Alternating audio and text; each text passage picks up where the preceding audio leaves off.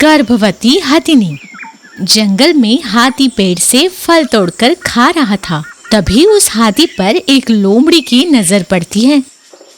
असल में वो लोमड़ी काफी चालबाज था और हरदम जंगल के राजा बनने का सपना देखता रहता। इस चक्कर में वो हर बार कोई ना कोई प्लान बनाकर किसी ना किसी में फूट डालने की कोशिश करता रहता। अरे वाह, काफी दिन बाद ये मोटा मिला है। आज किसी भी तरह इसको अपने जाल में फंसाऊंगा।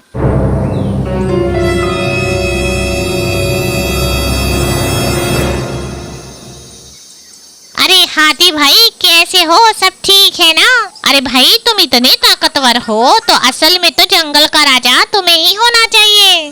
अभी के राजा तो ऐसे ही फालतू है। असली में तो तुम ही हो इस जंगल के बाहुबली। क्या बोला तूने? तेरी इतनी हिम्मत कि तू हमारे राजा के बारे में ऐसा बोलता है? चल चल निकल यहाँ से। आ गया बड़ा बाहुबली वाला। तेरी ये तो फालतू भी गर्म हो रहा है। कुछ नई चाल चलना पड़ेगा। अरे रे हाथी भाई, इस चक्कर में तो भूल ही गया मैं। वो अपने राजा है ना, उन्होंने तुम्हारी गर्भवती बीवी को जान से मार दिया। क्या बोला? सही में? नहीं, हमारे राजा जी ऐसा नहीं कर सकते। तुम झूठ बोल रहे हो। अरे मैंने अपनी आंखों से देखा है, अभी वहीं से आ रहा हूँ। तुम्हारी गर्भवती बीवी को उन्होंने जान से मार दिया और उसका पेट फाड़ कर उन्होंने तुम्हारे होने वाले बच्चे को भी मार दिया। जाओ जल्दी जाओ और उस क्रूर शेर को मौत के घाट उतार दो। जाओ जल्दी। ये क्या?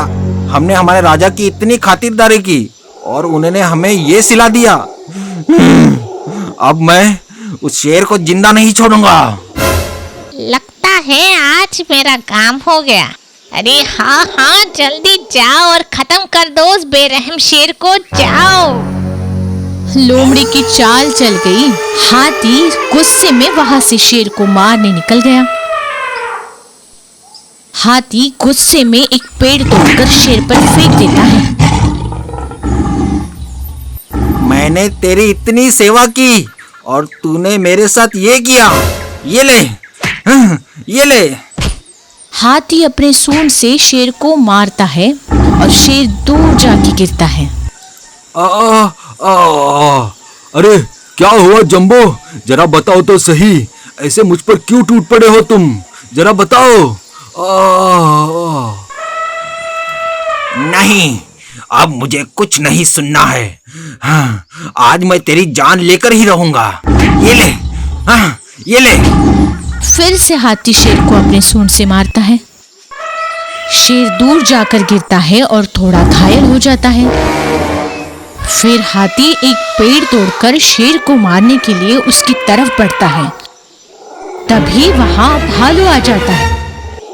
अरे हाथी भाई, ये क्या कर रहे हो? रुको। अरे हट जा बालू, तू मेरे रास्ते में मत आ। आज मैं इस नीच की जान लेकर ही रहूंगा। इसने मेरे परिवार को उजाड़ दिया।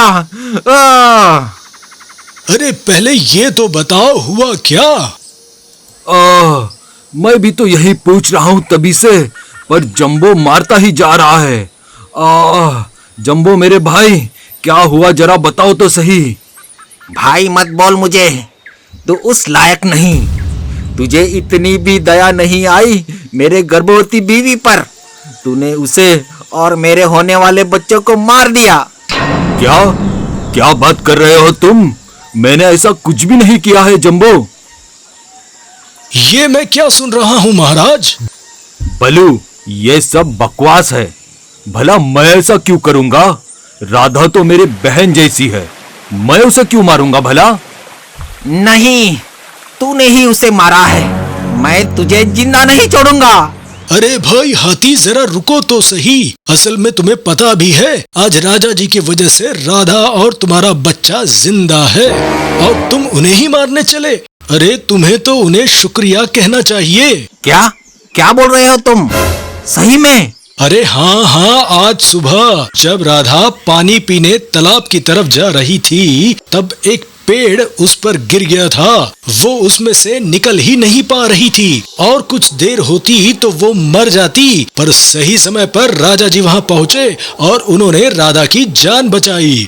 एक बात मेरे समझ में ये नहीं आ रही, राजा जी ने राधा को मार डाला ऐसा तुम्हें किसने कहा? अरे मुझे तो उस कल्लू लोमड़ी ने कहा ये सब। तुम्हें अपने राजा जी पर इतना भी भरोसा नहीं है क्या जंबो? किसी ने कुछ भी कह दिया और तुम आ गए यहाँ उन्हें मारने। देख तुम्हारी वजह से राजा जी कितने जख्मी हो गए हैं। तभी वहाँ गर्भवती हथिनी राधा भी आ जाती है। उसे सारी बात पता चलती है। ये क्या जंबो, पूरी बात पता किए बगैर तुमने इतना बड़ा कदम क्यों लिया है? मुझसे गलती हो गई राजा जी, मुझे माफ कर दो। कोई बात नहीं जंबू। अब इस कल्लू का कुछ करना ही होगा। तुम लोग यहीं रुको, मैं अभी उसे यहाँ लेकर आता हूँ। भालू ने एक प्लान बनाया और कल्लू को ढूंढने निकल गया। रास्ते में भालू को कल्लू मिलता है। अरे कल्लू, तुम्हें पता है अपने जंबो और अपने राजा में काफी लड़ाई हुई है और दोनों लड़ते हुए खाई में जा गिरे हैं। अब पता नहीं जंगल का राजा कौन बनेगा। अरे वाह, मेरा प्लान तो काम कर गया। वाह, अब तो मैं ही बनूंगा इस जंगल का राजा। कल्लू दौड़ते हुए खाई की तरफ जाता है और नीचे देखने लगता है। तभी वहाँ शेर और जंबो आ जाते हैं। क्यों भाई कल्लू, तेरा प्लान शायद फेल हो गया है ना? तेरी वजह से मैंने अपने राजा जी पर हाथ उठाया है। अब मैं तुझे नहीं छोड़ूंगा। अरे अरे भाई, ये क्या कर रहे हो? मुझसे गलती हो गई, मुझे माफ कर दो, छोड़ दो मुझे। कल्लू धीरे धीरे पीछे होता गया और फिसलकर खाई में जा गिरा। महाराज जी, मुझे माफ कर दो।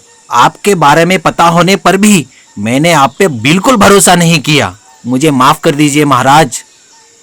कोई बात नहीं जंबो, पर एक बात याद रखना, किसी पर भी ऐसा अंधा विश्वास मत किया करो और कोई भी बात पूरी तरह जाने बगैर कोई भी कदम मत उठाया करो। चलो अभी घर चलते हैं, राधा तुम्हारा इंतजार कर रही होगी। हमारी कहानी अगर आपको पसंद आई तो हमारा चैनल सब्सक्राइब करें और शेयर करना बिल्कुल ना भूलें।